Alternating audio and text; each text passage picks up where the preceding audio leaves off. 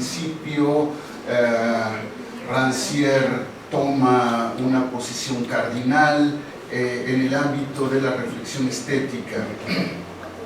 Su obra transita por la crítica de la literatura, por el abordaje de los hechos poéticos, de los actos poéticos, por la reflexión sobre Mallarmé, etcétera, en el ámbito de la literatura, por la reflexión sobre la naturaleza del hecho y de la experiencia estética en general, y en particular en el trabajo cinematográfico. Entonces, esta especie de abanico de perspectivas que ha abarcado la obra de Rancière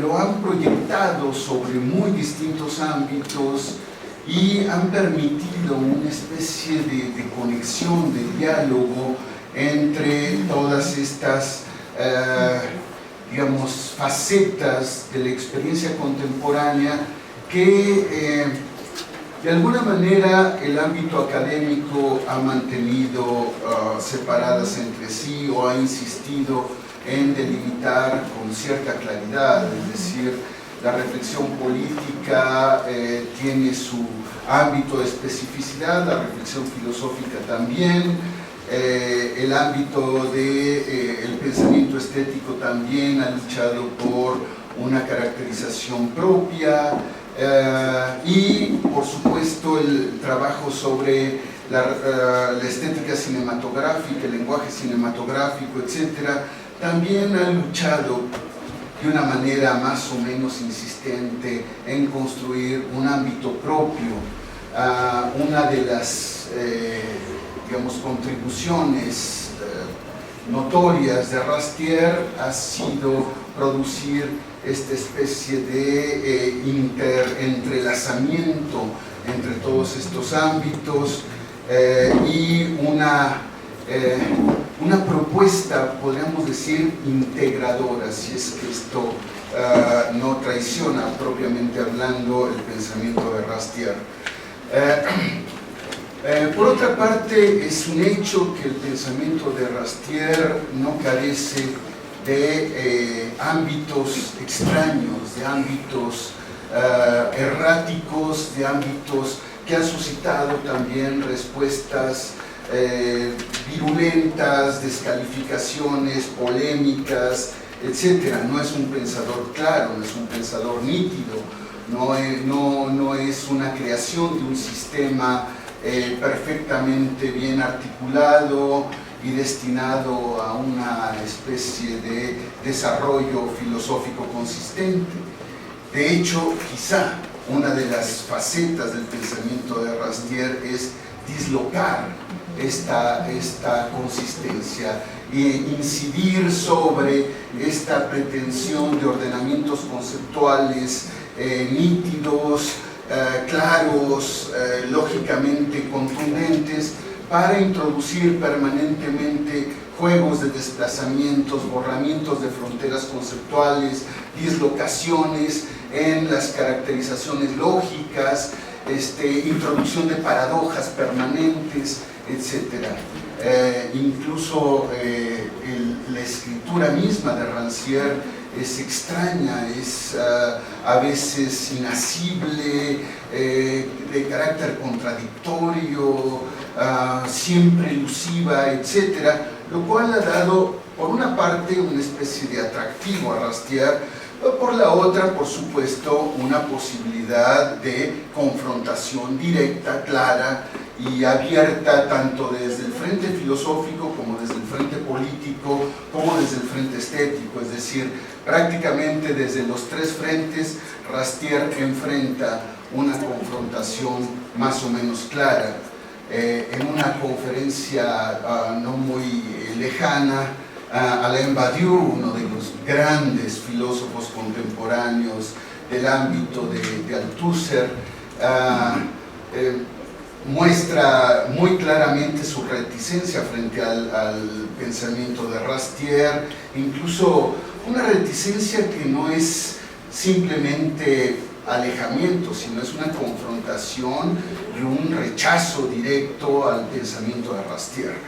Es decir, estamos ante un pensador que más que una propuesta clara y contundente y una pretensión de afiliación, está permanentemente marcando esta invitación a lo que él mismo plantea en su perspectiva, el disenso, ¿no? Disentir de Rastier parece ser una posición mucho más rastieriana, ¿no? que simplemente una asimilación, digamos, acrítica o un mero apego, una afiliación directa al pensamiento de Rastier. En fin, el propio Alain Badiou en esta conferencia señala una serie de aspectos interesantes que quizá valga la pena plantear y comentar en este punto, para tratar de ubicar claramente la naturaleza de la posición específica de Rastier dentro del espectro político. No duda Alain Badiou en situarlo en el punto crítico del 68 francés.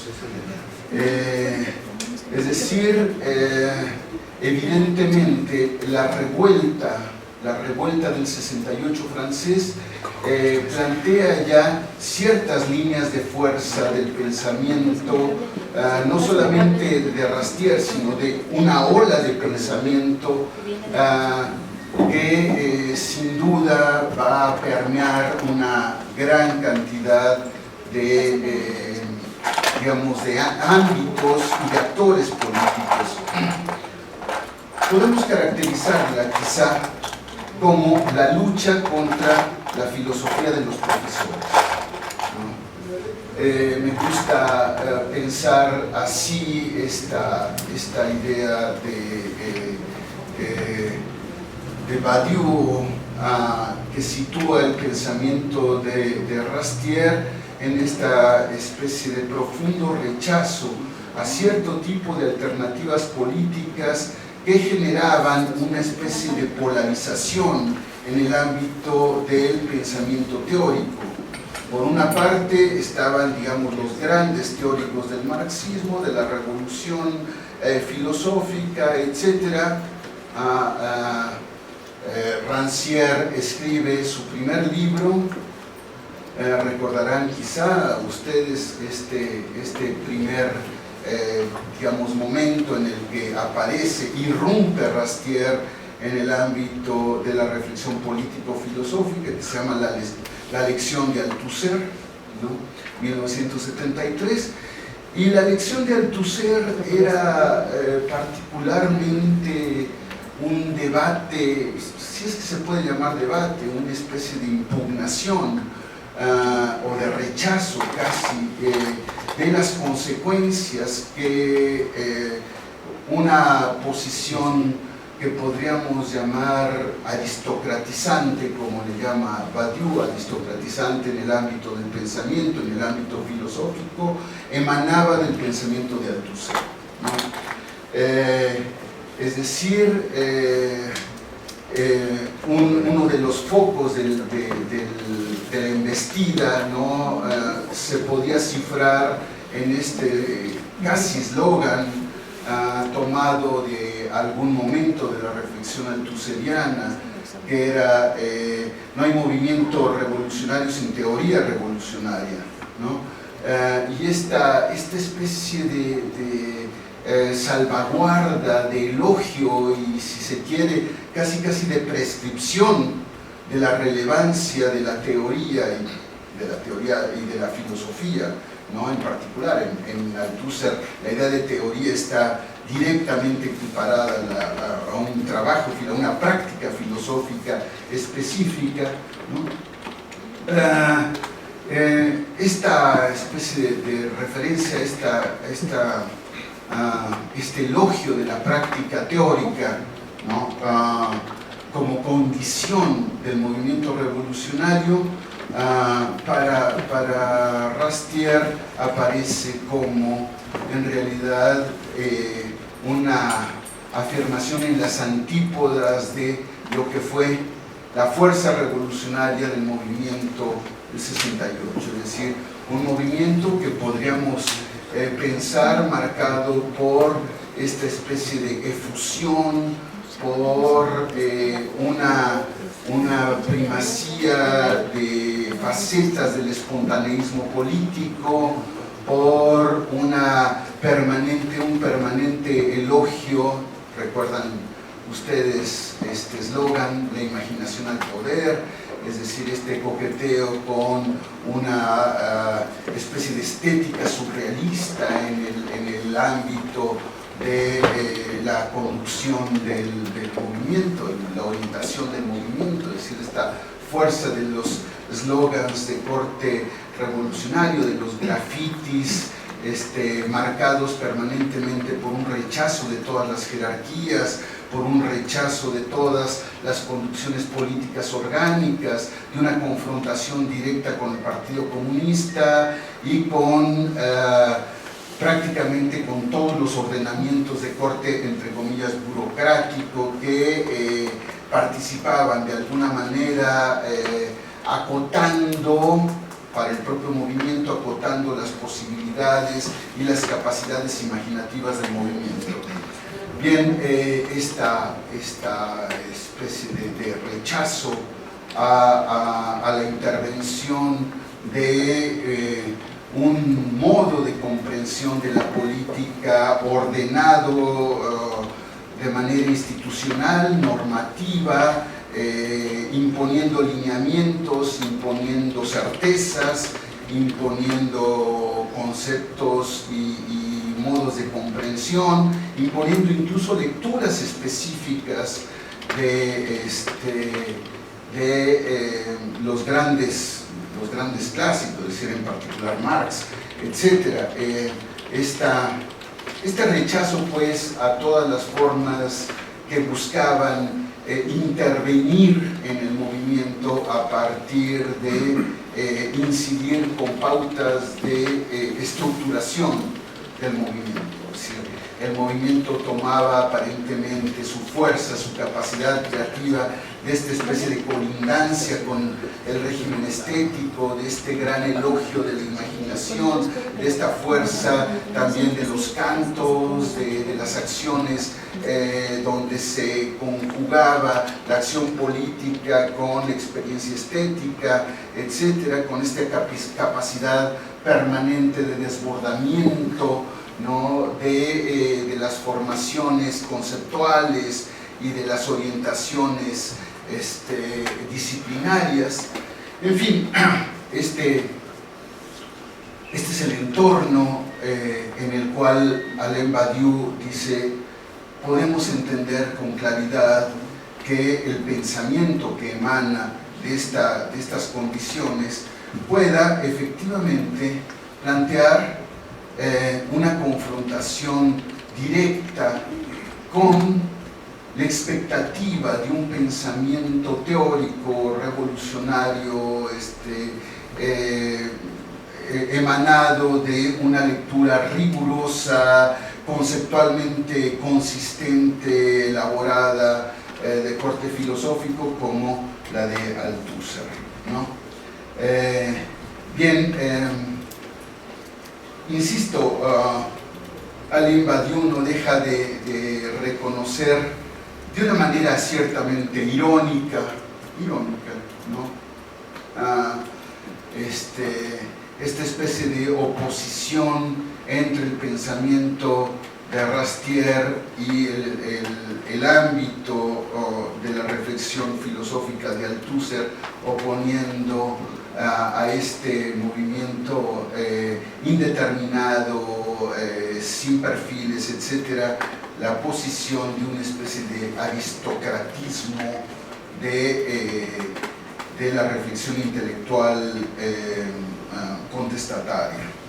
Bien, Esto sin duda es una parte de la caracterización del pensamiento de Rastier, digamos, del punto detonante del pensamiento de Rastier, pero no, por supuesto, basta para entender la enorme, digamos, intersección de facetas filosóficas, políticas, estéticas, que prácticamente atraviesan y conforman el pensamiento de Rastier. Hay que pensar que también 1973 es pocos años después de la gran aparición del pensamiento de Foucault, en particular Las palabras y las cosas, la arqueología del saber, que había aparecido prácticamente casi de manera simultánea a la lección de Althusser, etcétera, diferencia y repetición de Deleuze había aparecido 5 años antes. En 1972 ve la aparición del Antiedipo de Deleuze-Guattari, esta especie de monumental puesta en cuestión de todas las formas de ordenamiento y todo el pensamiento estructural. Es decir, estamos ante la emergencia de el germen de una profunda revuelta antiestructural, no solamente una gran revuelta política, sino una gran revuelta en el ámbito de las concepciones, que de alguna manera comienza ya una resistencia y una especie de derivación permanente de los marcos del estructuralismo convencional, que había aparecido más o menos a fines de los años 40, ¿no?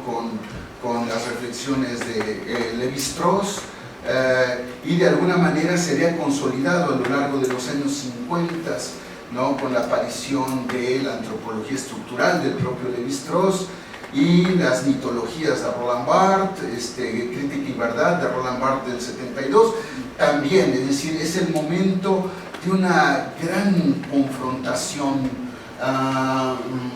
en el ámbito de la reflexión, donde esta fuerza de implantación del pensamiento estructural, ¿no? En sus muy diversas facetas. Pensemos que, por ejemplo, el seminario de Jacques Lacan, ¿no? También ya para ese momento tenía un papel predominante en la escena intelectual francesa, filosófica, estética, política francesa. El pensamiento de Lacan es quizá uno de los grandes factores también en las modalidades que toma el pensamiento francés en ese momento, ya sea a favor o en contra. Pensemos en la temprana revuelta de Jacques Derrida, la Pula Barthes y todo este grupo, digamos, en torno de Derrida y en torno del grupo Telquel, que de alguna manera toma posiciones diferenciadas con respecto a Lacan, ¿no? Por un lado Julia Kristeva, etcétera, que se afilian al mundo lacaniano, por la otra Derrida, etcétera, que reaccionan contra Lacan, o más bien, si no contra Lacan, si en los márgenes, digamos, en una especie de oposición o de extrañamiento crítico con respecto a Lacan, y el propio Althusser, que participa de una manera consistente en el seminario de Lacan, ¿no? Imposible pensar algunas de las grandes propuestas de Louis Althusser, en particular todo su trabajo sobre la ideología, sin pensar en su relación al mismo tiempo muy cercana y también relativamente reticente con respecto a las tesis del psicoanálisis que se expresan en Ideología y aparatos ideológicos de Estado y otras obras de ese momento, ¿no? de Althusser, ¿no? Bien, evidentemente lo que estamos viendo es en realidad una enorme efervescencia intelectual y política, si pensamos que también esto se da en el marco de una aparición en el universo francés de una alternativa extraña del maoísmo con respecto a la revolución cultural china, por ejemplo, ¿no? Vemos, por ejemplo, este apego o este acercamiento de la revista Tel Quel a la visión china o a las alternativas de un cierto maoísmo a la francesa muy peculiar, en esta especie de rechazo, donde precisamente está también un germen importante este rechazo a la cultura de los profesores, a esta forma particular de construcción de un gran aparato filosófico de élite, por supuesto, ¿no? Que parecía ser la condición de pensar filosóficamente la revolución. La revolución estaba mucho más claramente vinculada con un hacer, con un dominio de la praxis que con un dominio de pensamientos y categorías propiamente filosóficos o derivados de la teoría política. Rancière, de alguna manera, podríamos decir, va conformando su planteamiento a partir de todos estos entrecruzamientos, es decir, las grandes críticas al ordenamiento estructural generadas a partir del pensamiento de Foucault, las vías de confrontación surgidas del pensamiento de Leciano, Guattari, etc. En fin, todo esto finalmente vinculado con una necesidad de replantear el ámbito de la comprensión de lo político.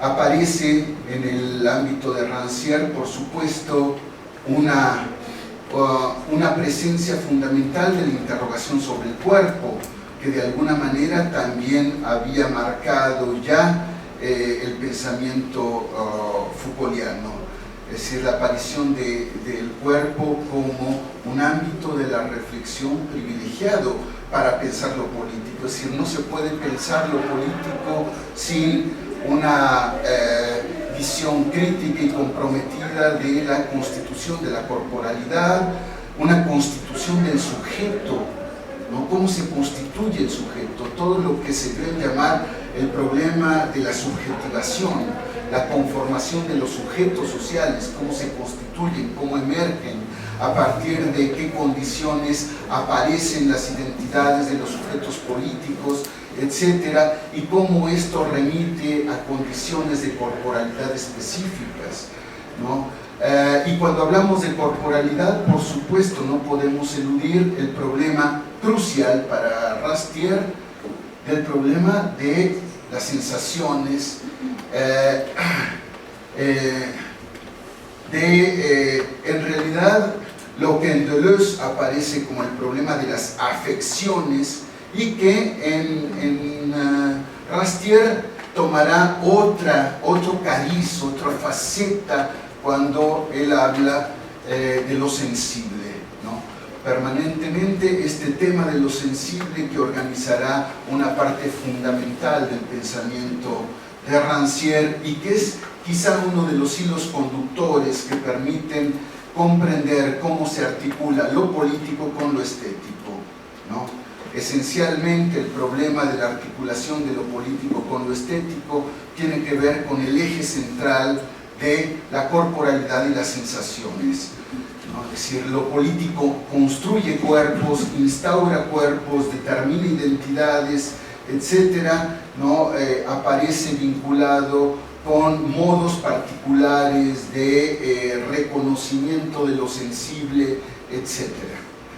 Bien, el tema de la sensibilidad en Rastier, como el tema de la afección en Deleuze, serán puntos de referencia fundamentales para un repensar completo de esta relación fundamental entre pensamiento, afección, una visión filosófica que es al mismo tiempo una interrogación política. El tema de lo sensible, entonces, parece ya una adquisición fundamental, ¿no? Y el tema de lo sensible, el tema de la percepción, el tema de las afecciones, articula en Rancière esta especie de dislocamiento entre una separación determinante y teórica entre el ámbito de la conciencia y del inconsciente, permite precisamente esta especie de fluencia en el ámbito de la participación de los procesos conscientes e inconscientes en el ámbito de lo político y en el ámbito de la expresión, en el ámbito de la experiencia. Aquí aparece quizá el eje central del pensamiento de Rastier, ¿no? Una distinción que ya había aparecido en el grupo Socialismo y Barbarie, ¿no? Entre la política y lo político. Esta distinción entre la política y lo político que aparece en el grupo Socialismo y Barbarie, y en particular en la obra de Claude Lefort, ¿no? En la obra de Claude Lefort, pero también de alguna manera en la obra de Castoriadis y de Jean-François Lyotard, que de alguna manera participan cada uno a su manera, cada uno de manera disyuntiva, ¿no? Si se quiere, pero de una misma matriz, y que de alguna manera también constituyen una especie de ámbito de respuesta política con cierto grado de afinidad a Rastier. En realidad es una respuesta contra, pensemos en Castoriadis y en Lefort, contra el llamado burocratismo del partido, contra la intervención de las alternativas partidarias en la organización de los movimientos, etc. Y esta permanente toma de distancia política y esta salvaguarda de una especie de libre de libre confluencia de los impulsos, ¿no? Anticonvencionales, antisistémicos, podríamos decir, de los movimientos sociales. La idea rastieriana, entonces, está recuperando a su manera, como hace siempre Rastier, es decir, toma algunas categorías de su entorno y las replantea, las reconfigura, si ustedes quieren. Y esta tensión, esta separación entre la política y lo político aparecerá en Rastier como una distinción entre la polis. Ahí, por supuesto, nuevamente un juego extraño de sonoridades que acerca el concepto de polis, ¿no? a la idea de policía, a la idea de política, a la idea de la polis griega, a la idea de todo este juego de ecos y de resonancias que están vinculados a esta idea de polis, ¿no? Polis en francés. Y esta idea de polis que se opone a lo político, ¿no? Es decir, nuevamente estamos ante esta polaridad, es decir, aparece esta idea de polis que es de alguna manera en la visión de Rastier un modo particular de introducir jerarquías, ordenamientos, distribuciones de lo sensible, ¿no? De lo sensible, y por lo sensible quiero decir también procesos de identidad, procesos de corporalidad, etc. Para Rastier, esto que se llama la polis establece cuáles son las sensaciones válidas y no válidas, qué es lo que se debe ver y qué es lo que no se debe ver, qué es lo que se debe sentir y qué es lo que no se debe sentir, qué es, podríamos decir, cuál es lo que en términos de Rastier se llamaría la línea de separación entre el ámbito de lo admisible, de lo reconocible, de lo políticamente existente y de aquello que no merece la pena de ser considerado. Es decir, hay una especie de operación ontológica que deriva de esta línea divisoria que Rastier llama la línea de partage, la línea de separación, ¿no? También utilizando la idea compleja de partage en francés, que es muy ambigua, muy extraña, pero bueno, es la que usa finalmente Rastier, ¿no?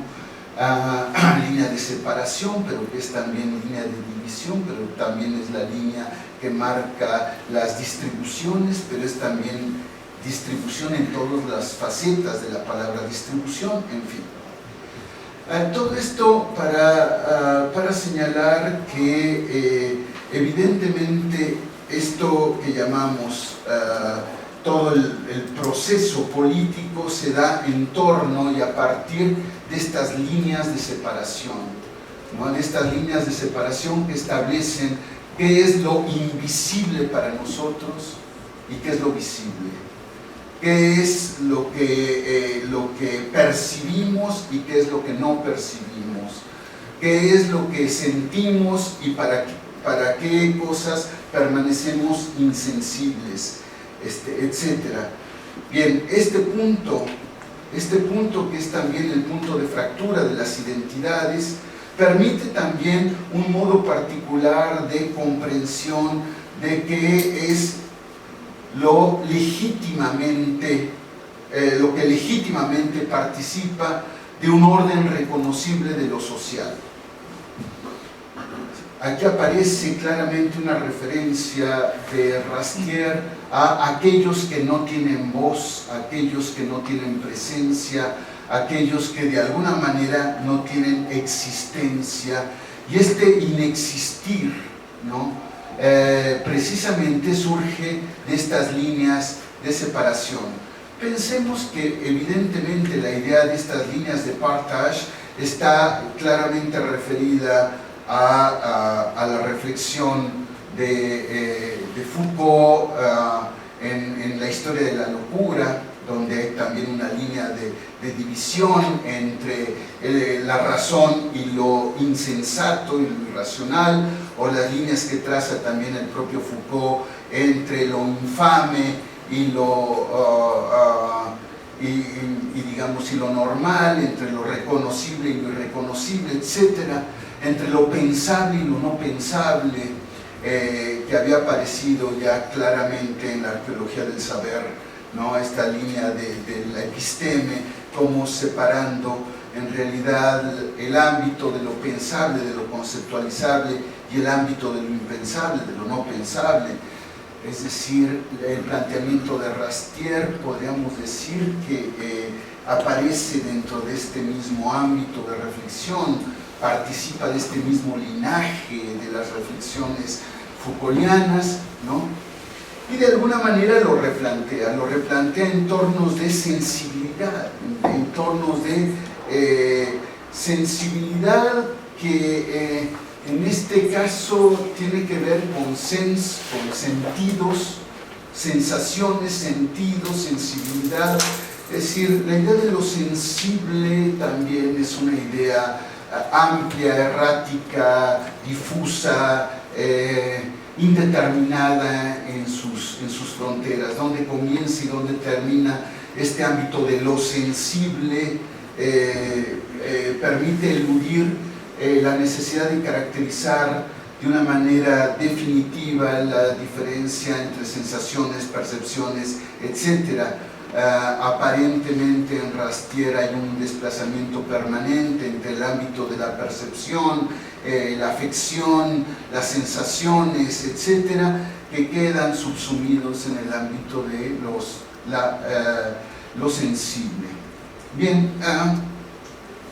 sin duda el problema, esta línea de separación, es en realidad aquello que define el ámbito de la lucha política.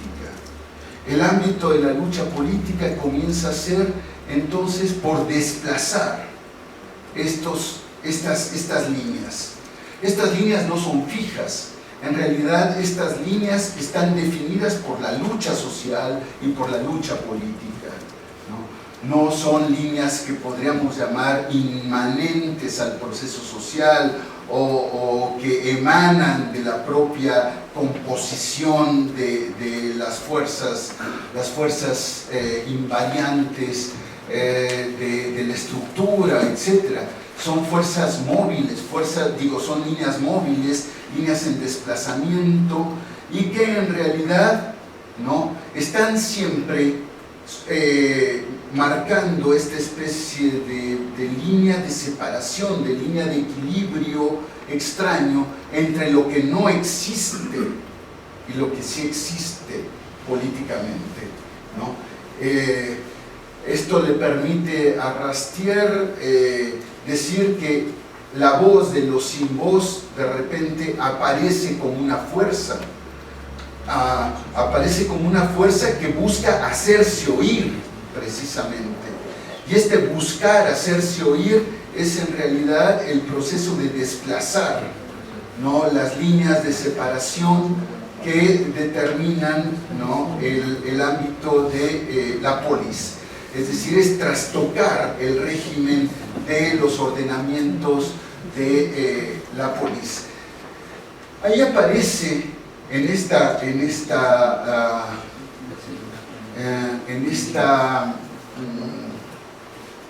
reflexión el lugar fundamental de la estética. Y aquí, por supuesto, que Rancière no está en ninguna medida extraño a la aparición, o más bien la fuerza de la reflexión estética emanada de la Escuela de Frankfurt, ¿no? El tema del negativismo adorniano, el del negativismo de Adorno, está, por supuesto, ahí permanentemente en presencia. Las contribuciones de Walter Benjamin están claramente en presencia. La reflexión benjaminiana sobre la técnica, por supuesto que aparecerá de una manera central en las reflexiones de Rastier sobre la cinematografía. En fin, la presencia del negativismo adorniano como un modo de caracterizar la fuerza de creación estética está en el trasfondo. No podemos eludir esta presencia de la Escuela de Frankfurt ahí, pero no solamente la Escuela de Frankfurt, no solamente es la Escuela de Frankfurt lo que está marcando la orientación estética de Rastier, aunque Rastier no le da crédito a la Escuela de Frankfurt, sino permanentemente busca deslindarse de la Escuela de Frankfurt, pero de todas maneras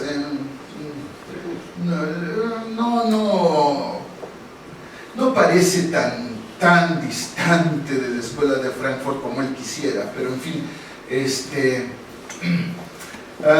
por otra parte, Rastier no duda en apelar a un movimiento muy peculiar y muy complejo, muy conflictivo: el retorno a Kant. El problema del retorno a Kant se vuelve muy delicado. Hay, por un lado, un retorno al planteamiento universalista de Kant como el fundamento del acto político y al mismo tiempo un retorno a Kant en el fundamento de la fuerza de lo estético. Y este retorno a Kant está también conjugado con el retorno a una de las visiones más interesantes de Kant, que es las cartas para la educación estética del hombre de Schiller, ¿no? Es una de las grandes lecturas de Kant, por supuesto, ¿no? La caracterización, el retorno a Kant, le sirve a Rastier primero para tomar quizá y para construir quizá uno de los conceptos más fuertes, más importantes en todo su planteamiento, pero a la vez más polémicos y más delicados, que es el universo, digamos, la condición universal de lo igualitario, llamémosle así. Es decir, no podemos pensar un mundo sino a partir de la tesis de todos somos iguales. Y si todos somos iguales, la línea de partage, la línea de división, en realidad exhibe esta especie de virulencia de la polis, esta violencia excluyente de la polis, ¿no? Es decir, ante una condición fundamental, igualitaria, ¿no? Toda línea de separación es en realidad una confrontación de corte político y que remite a la arbitrariedad de una condición histórica y de un conjunto de mecanismos de exclusión social, ¿no? Bien, ahí aparece el problema de la historicidad de este partage, de esta línea de separación, y al mismo tiempo del fundamento social de la exclusión que está sosteniendo la línea de separación. La tesis kantiana de la universalidad que garantiza la igualdad de los hombres plantea ya, por supuesto, un punto de referencia fundamental, esencialmente desde el punto de vista cognitivo, pero también desde el punto de vista político y desde el punto de vista estético. Recordarán que la tesis fuerte kantiana, uno de los elementos de la tesis fuerte kantiana en el ámbito de la estética es precisamente la de la universalidad de la capacidad de percepción y de la experiencia de lo bello. Todos tenemos esa experiencia, todos tenemos esa capacidad, la capacidad para emitir un juicio sobre la belleza, ¿no? Este es el punto de partida de Kant, es decir, el punto de partida es la universalidad. Todos tenemos esa capacidad de formular juicios, ¿no?, relativos a la condición estética, ¿no? Todos tenemos la capacidad de, ¿no? Todos tenemos la capacidad aparece como el fundamento no solamente de la comprensión de esta línea de partage, de esta línea de división, sino también aquello que orienta la acción política. La acción política será siempre la búsqueda de la igualdad, necesariamente, que es en realidad la condición de justicia. Justicia aparece en una relación también intrínseca y constitutiva con la idea de igualdad. Igualdad, entonces, parece responder a esta condición profundamente, axiomáticamente definitiva y que sostiene toda posibilidad de comprensión ontológica de lo humano, ¿no? Sí, finalmente, es el punto de partida. Todos somos iguales.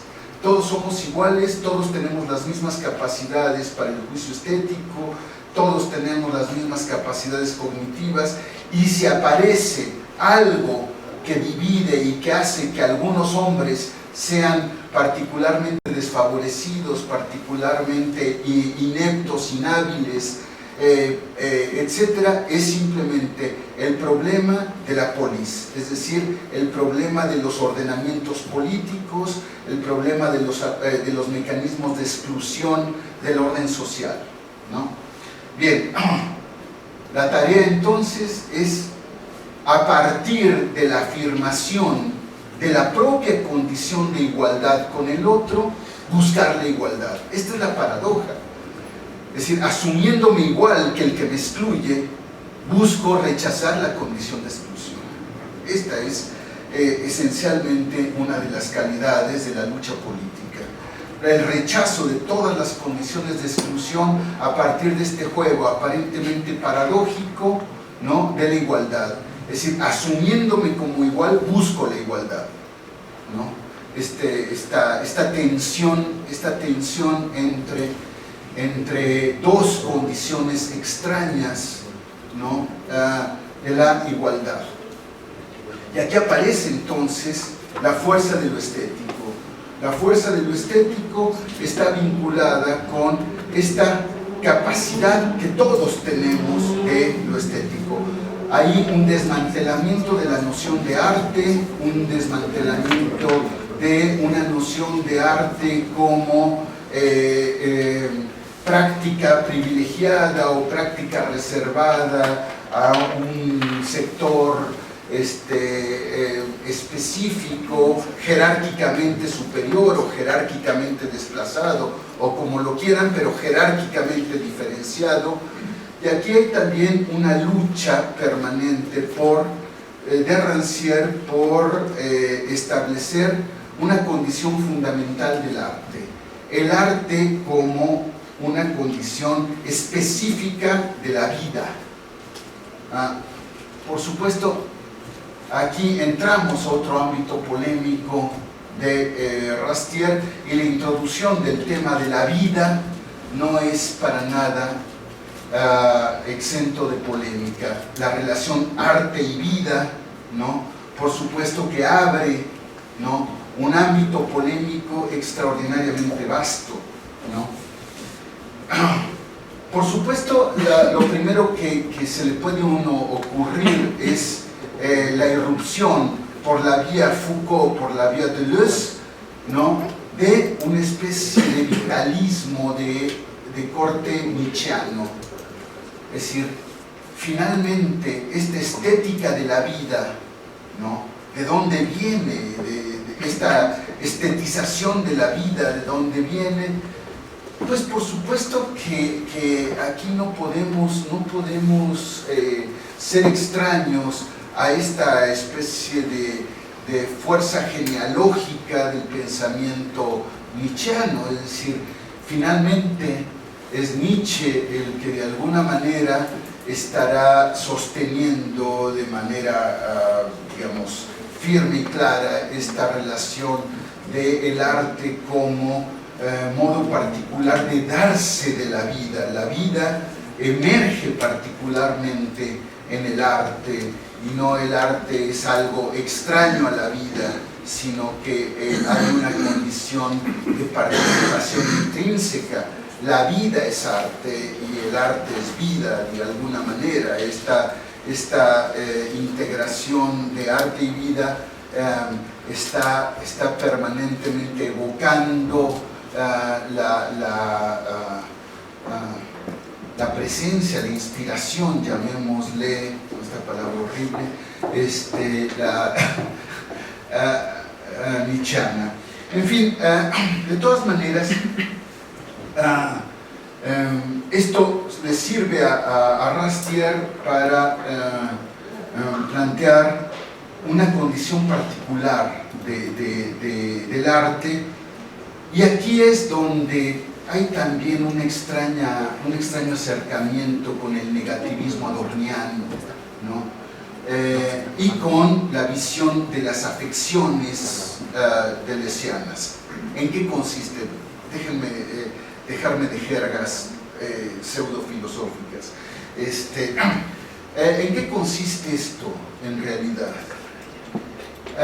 El arte, para poder revelar la condición visible de aquello que se ha decretado invisible, necesita apartarse, ser algo distinto de.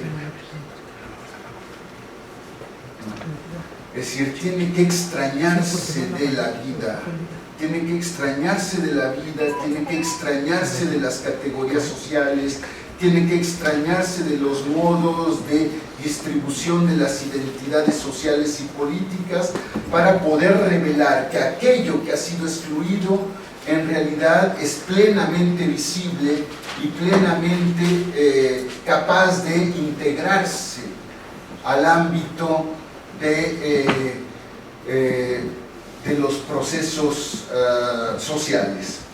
Es decir, rechazar las condiciones de exclusión. Para poder rechazar las condiciones de exclusión, el arte tiene que construirse como algo diferenciado. Pero aquí introduce Rastier un concepto también extraño, el tema de la promesa. El arte como promesa de reintegrarse, de integrarse a la vida y de reintegrar a la vida aquello que ha sido decretado como extraño a la vida. Este juego complejo es el juego del arte, ¿no? Este juego del arte de extrañarse de la vida para prometer una integración plena con la vida misma. El arte solamente se realiza o se realizaría en esta integración con las formas, digamos, con la exploración, con las posibilidades permanentes de irrupción, de dislocamiento de la vida como precisamente esta posibilidad de recreación permanente, ¿no? Y ahí, otra vez, ¿cómo se llama? Rancière plantea una condición extraña. Es decir, este extrañamiento del arte no puede darse a partir de reglas generales. Tiene que darse a partir de la singularidad del acto estético. No hay reglas generales para el arte. Ahí Rancière busca construir una historicidad particular del arte. El arte tiene para Rancière toda una, digamos, responde a una transformación histórica de las fuerzas que tienen que ver con la calidad representacional del arte.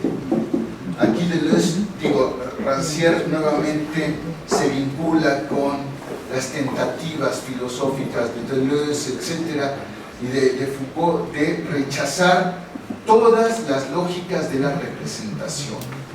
El arte no puede ser representación de nada, punto, ¿no?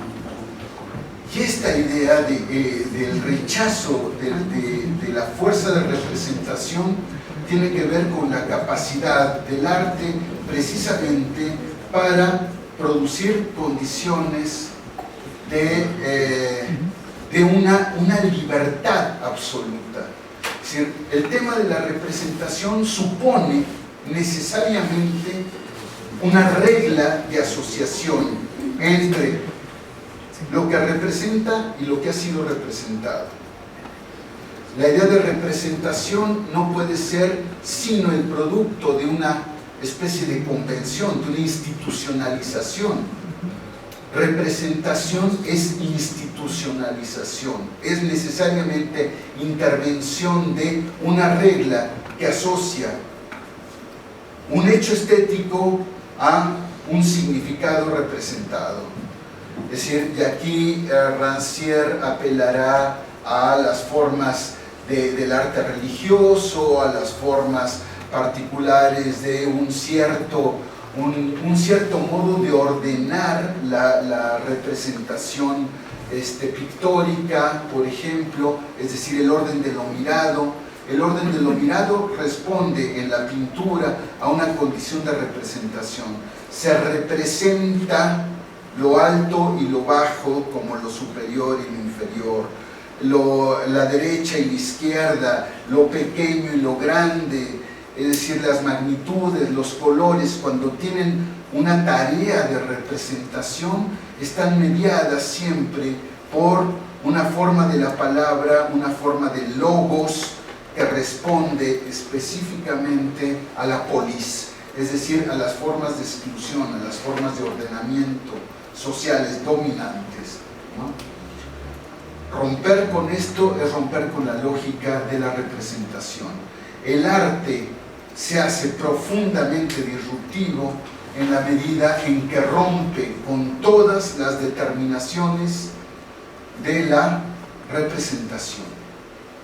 Cuando el arte deja de representar, punto, es cuando se abre a la posibilidad de crear o de responder a esta especie de mecanismos de ordenamiento y de exclusión que forman parte de lo que organiza la policía, la polis, es decir, el ordenamiento social. Podríamos decir que aquí, nuevamente, para poder sustentar esto, Rastier vuelve a Kant, a la libertad propia, ¿no?, del sujeto creador en el ámbito estético, es decir, la indeterminación que supone Kant en el proceso estético. Recordarán ustedes que en la crítica del juicio, Kant de alguna manera ubica el juicio estético en una condición extraña a las formas de determinación. Es decir, es necesariamente la creación de un juicio extraño a los conceptos. El juicio estético es un juicio que emerge de una condición de extrañeza frente a las determinaciones conceptuales. A eso vuelve Rastier. Es decir, el juicio estético estará extraño a las representaciones conceptuales, ¿no? Es decir, ahí cuando el arte queda capturado, determinado, obligado por las determinaciones conceptuales a ser de determinada manera, a construir una visibilidad específica, a atribuir cierto tipo de identidades de manera prescriptiva, de manera determinante, ahí el arte se vuelve, podríamos decir, reo de la polis, se pone al servicio del orden y de las distribuciones de la identidad y de las jerarquías establecidas.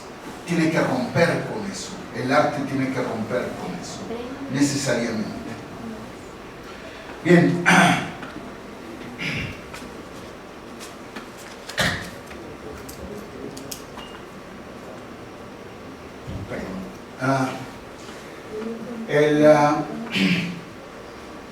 Entonces, claro, el arte en ese sentido también de una manera particular es capaz de crear conceptos.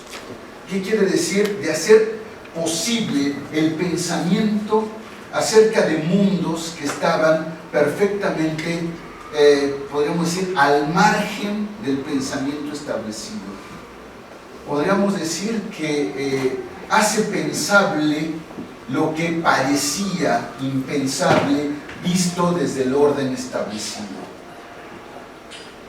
No es que fuera impensable. Aquí Rastier tratará de contestar o de responder a la idea de lo impensable. No es que haya lo impensable, es que lo impensable ha sido decretado como tal por la polis, por el orden establecido. Es el orden establecido lo que ha dicho, esto es impensable. Pero el arte, de alguna manera, ¿no?, aparece en realidad revelando la posibilidad de pensar aquello que había sido excluido por el orden establecido del ámbito del pensamiento. Bien, y aquí evidentemente, ¿no?, Rastier trabajará con el ámbito de la poesía, por supuesto. Es decir, es imposible pensar que un lance de dados abolirá el azar, es decir, el gran poema de Mallarmé, ¿no?, nos deja, digamos, nos permite mantener las certezas y los modos particulares de comprender del lenguaje. Quien haya leído alguna vez Un lance de dados, aboliré el azar, poema literalmente inimaginable de Mallarmé, no puede volver a pensar el lenguaje de la misma manera. El lenguaje de alguna manera adquiere calidades absolutamente extrañas a nuestra manera habitual de concebir el lenguaje, ¿no? De alguna manera rompe con esto y el lenguaje aparece vinculado con un modo de sensibilidad, con un modo particular de afección que surge de un lenguaje liberado de las determinaciones de la identidad lingüística, liberado de los esquematismos lingüísticos, liberado de la gramática, liberado, puesto en el juego de una espacialidad, es decir, las palabras del poema de Mallarmé están dispersas por la página, dispersas y además tienen tipos distintos, y además tienen pesos distintos las tipografías, y además es una especie de constelación, literalmente una constelación. Uno ve las páginas de Mallarmé y parece el cielo, una imagen del cielo estrellado, ¿no?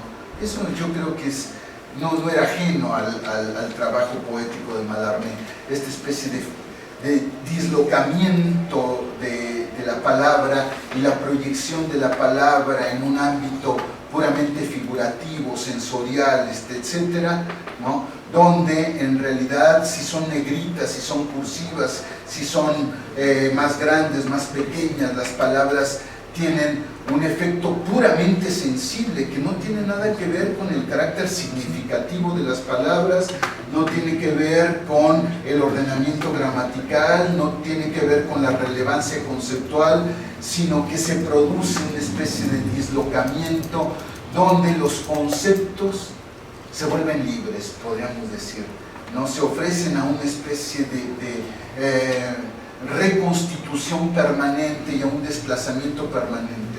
Lo que se desplaza no es solamente nuestra comprensión del lenguaje y de las palabras, sino de aquello que las palabras designan, que aquellos elementos con los que las palabras significan o buscan significar, ¿no? Pero lo mismo pasa con la pintura, con los colores, con los elementos plásticos, es decir, liberados precisamente de una especie de vocación que quién sabe de dónde le sale, de la vocación de representar, los colores se vuelven en realidad una materia disponible a un juego de sensaciones, a un modo particular de apertura. Aparece lo que Rancière llama la indiferencia. Juego también conceptual ahí de resonancias kantianas, etcétera, etcétera, pero no me voy a meter por ahí. El tema de la indiferencia es el tema de la igualdad, es decir, los elementos plásticos, los elementos expresivos de la pintura entran en un plano de igualdad. Es decir, no hay lo que establece la estética representacional es una jerarquía de los modos de representación, de los modos de los usos particulares de la materia plástica. Es decir, el rojo se usa para expresar ciertas cosas, el amarillo se usa para expresar ciertas cosas, las formas tales se usan para expresar ciertas cosas, etcétera, etcétera. Hay una especie de saber hacer de la pintura, que no es un saber hacer del trabajo plástico, sino para Rancière, disque saber hacer de la experiencia plástica, de la experiencia pictórica, esta técnica pictórica no es sino un sometimiento de la pintura a las condiciones de la representación. Es decir, es doblegar la pintura a unas condiciones puramente representacionales, ¿no? En el momento en que liberamos a la pintura de eso, ¿no?, estamos produciendo una condición de igualdad. Todos los elementos expresivos de la pintura son iguales. No tienen una jerarquía particular, no están destinados a expresar nada, no están necesariamente conducidos a provocar una ficción o a provocar algo específico. Aparece este juego de igualdad que marca la multiplicidad de usos posibles y la apertura absolutamente abierta y determinada, ¿no?, de los elementos pictóricos para la creación de nuevas formas de sensibilidad, nuevas formas que van a desplazar precisamente las líneas de separación, van a hacer visible lo invisible. Aquí, sin duda, podríamos pensar que no está del todo lejos la reflexión de Merleau-Ponty sobre la obra de Cézanne, sobre la serie de cuadros de Sainte-Victoire, ¿no?, donde Cézanne dice, en realidad la tarea del pintor es hacer visible lo que no era visible, lo que prácticamente escapaba a toda visibilidad, lo que es en realidad hacer ver, ¿no?, lo que el pintor asume es la tarea de hacer ver, lo que es crear, ¿no?, crear algo que está ahí pero que no era posible, que no era recuperable, que no era posible involucrar en la experiencia de lo comprensible, de lo existente, de lo afectivamente relevante. Aquí Rastier apuntará otro concepto fundamental, que es el de la experiencia estética. El tema de la experiencia estética, por supuesto, ¿no?, ha sido largamente trabajado desde muchísimos puntos de vista, desde muchas perspectivas. Rastier va a tomar una de ellas, ¿no?, y la va a recrear, como hace con todo. La va a replantear y la va a replantear en términos de esta posibilidad también de una aprehensión emancipadora de la comprensión estética, liberado de la fuerza de representación. Quien mira la pintura también experimenta necesariamente esta condición de validación de su propia experiencia, y esta validación de su propia experiencia como equiparable a la de los otros es en realidad ya una fuerza de desplazamiento de la línea de exclusión, de las fronteras excluyentes de lo social. Bien, Rastier finalmente apelará al problema cinematográfico, a la experiencia cinematográfica. La experiencia del cine, que es una experiencia que para Rastier, no nada más para Rastier, o sea, Rastier se inscribe en una nutrida tradición de reflexiones cinematográficas, Krakauer, etc., la semiótica del cine, en fin, hay un enorme repertorio de reflexiones cinematográficas, pero de alguna manera Rancière tomará algo que está ya también bosquejado en las aproximaciones de Edgar Morin, del cine y el hombre imaginario, en fin, de muchas perspectivas al respecto, ¿no? Y que tiene que ver con una doble calidad del cine. Es decir, por una parte, el cine necesariamente responde a una condición narrativizante, ¿no? Y esta condición narrativizante lo vincula necesariamente con la polis, con los ordenamientos convencionales, con las categorías de género, si es un film policíaco, si es un drama, si es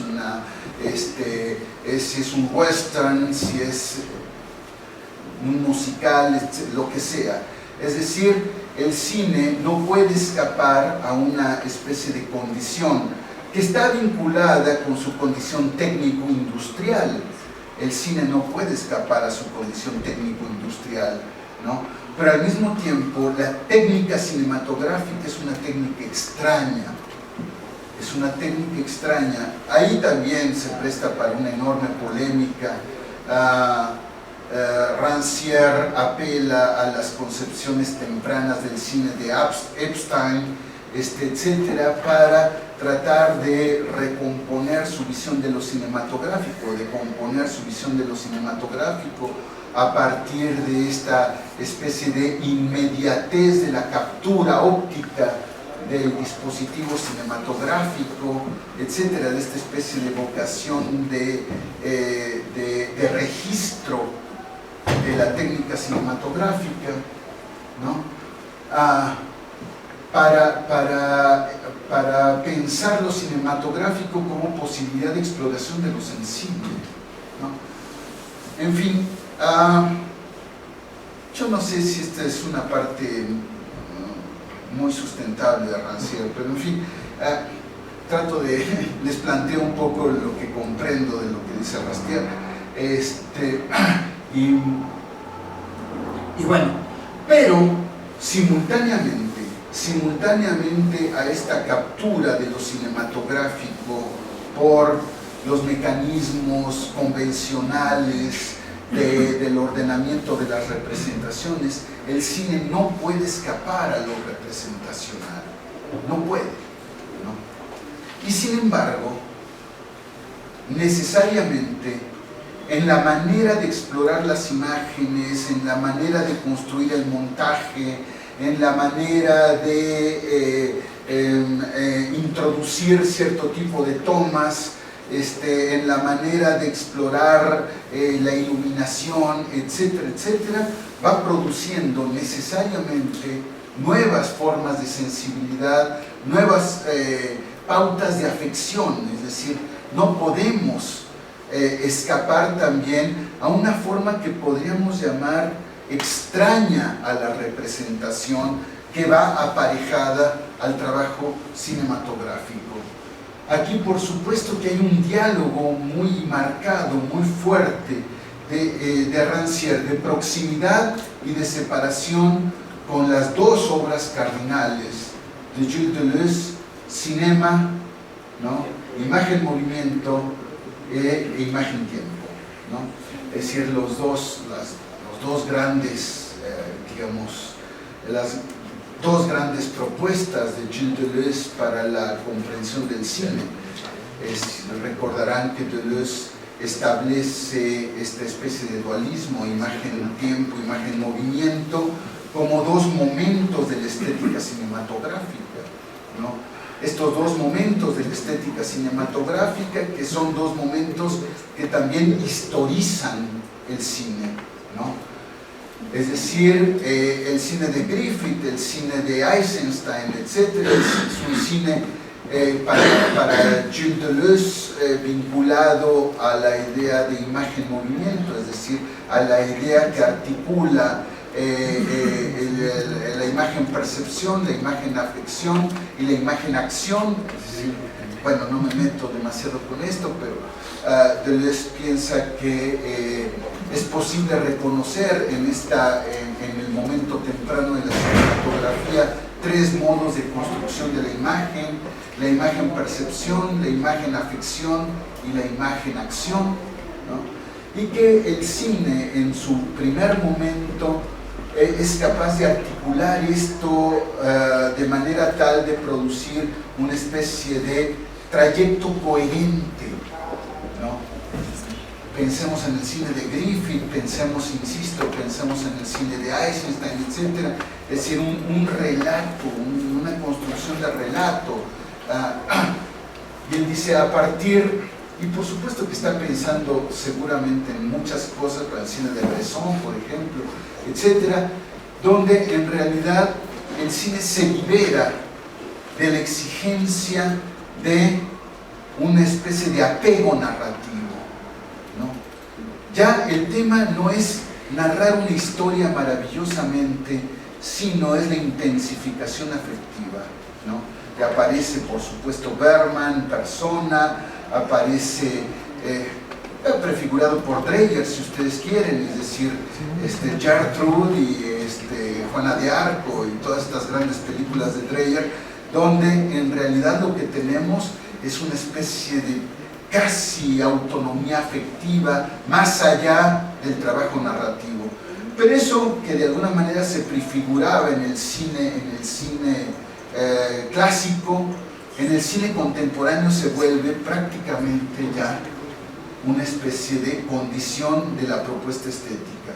La propuesta estética del cine contemporáneo es esta exploración de lo óptico, de lo sonoro, como series autónomas, etcétera, que de alguna manera se conjugan, pero sin dar lugar a una cohesión narrativa. Pensemos en algunas exploraciones, por ejemplo, de Oliver Stone, para mencionar simplemente algunas, etcétera, que son en realidad un trabajo donde el mecanismo de montaje desmantela, propiamente hablando, ¿no? El trayecto narrativo. Es decir, no sabemos lo que se está contando. Lo que tenemos es un bombardeo de imágenes y de rostros y de intensidades, ¿no? Sonoras y visuales, ¿no? que se agolpan y que de alguna manera nos dan la sensación de violencia. No es que Oliver Stone nos diga, a ver, les voy a contar cómo es la violencia y les voy a argumentar cómo es la violencia y les voy a presentar un trayecto violento.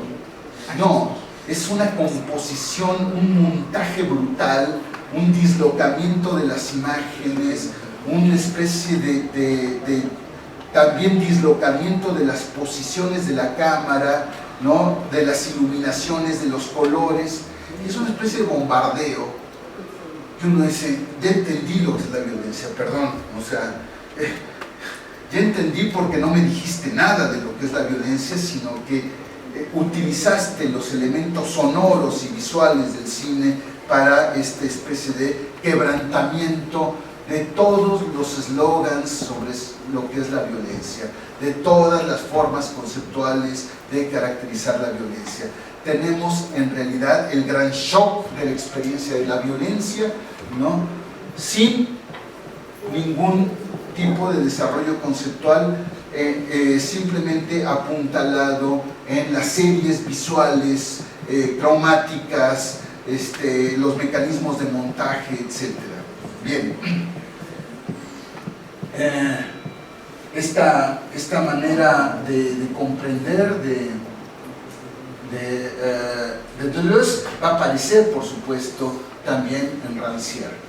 Rancière va a responder un poco críticamente a la visión de Deleuze en términos de la historización que hace Deleuze, pero de alguna manera recupera muchos de estos elementos en su reflexión cinematográfica como mecanismos de producir esta especie de desplazamiento de lo sensible, de liberación del cine de las exigencias de representación, etc.